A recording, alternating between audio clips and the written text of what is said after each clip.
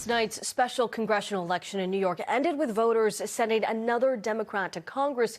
This was New York's 3rd congressional district, a seat left vacant after George Santos was expelled from the House of Representatives late last year. Democrat Tom Suozzi beat Republican Mazi Pilip by more than 8 points. The campaign focused heavily on national issues like abortion, the economy, and immigration. Our NBC 10 political commentator Sue O'Connell joining us this afternoon. Sue, it was a good night for the Democrats. They flipped a red district blue. And while running on the same issues President Biden will run on, do you think, is this a one-off, or should Republicans be worried here? Good question, Priscilla. Though it was a special election and the former incumbent won, I think the Republicans should be worried.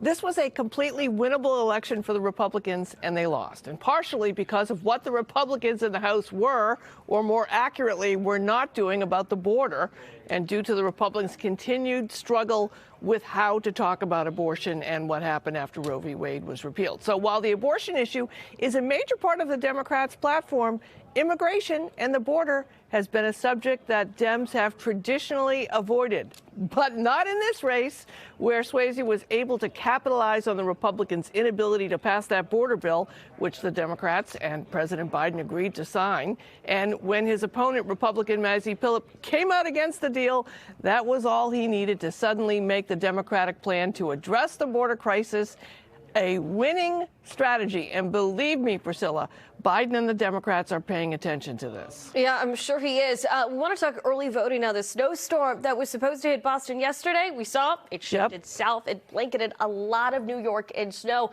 Well, that, of course, hindered voter turnout. But Democrats have for years pushed early voting and absentee ballots, which gave Suozzi an edge that Pilip wasn't able to overcome. Why hasn't the party embraced early voting like the Democrats have? Well, basically because you can't make up stories about voter fraud without debasing early voting and mail-in voting. Just think about the message that the Republican voters have been getting from Republican lawmakers and leaders about early voting and absentee voting, right?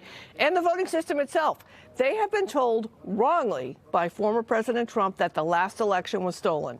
Trump has baselessly alleged that people make phony ballots and claimed a lot of bad things happened to those ballots. Now, note, those accusations are completely false. But let's do a little math here.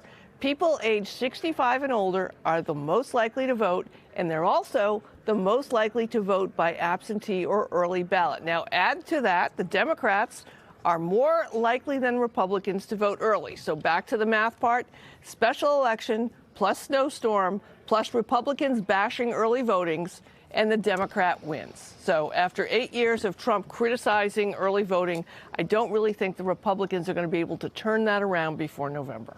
What an equation you put together there, Sue. I do want to ask you about the presidential campaign. Days ago, we heard Trump slamming Nikki Haley during a rally by asking, where's her husband, implying that he might not support. However, he is serving overseas in Africa and is supportive of her campaign. Now, since then, Haley has brought this up at every rally she's had in South Carolina.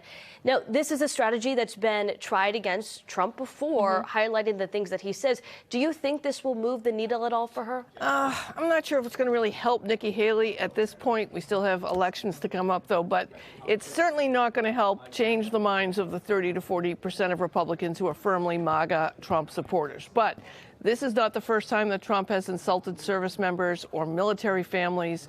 And the more voters are reminded about what Trump says, the better it is for his opponent. But still, Nikki Haley has to beat Trump and win the Republican nomination. And her attacking Trump directly now may be a case of a little too little, a little too late, Priscilla. All right, Sue, we appreciate your analysis this afternoon. Thank you. And for you at home, don't forget, we recap all of the latest political headlines every Sunday morning right here on NBC 10.